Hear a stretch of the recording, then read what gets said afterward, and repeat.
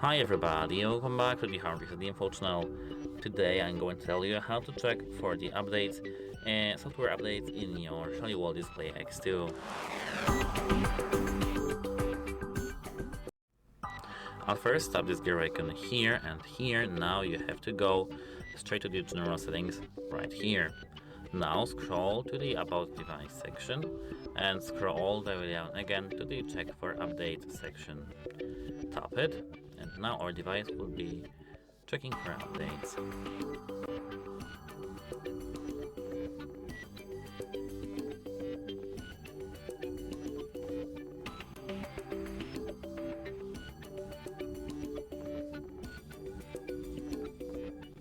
As you can see, now we have the latest version installed. That's it. I will hope to see you and goodbye.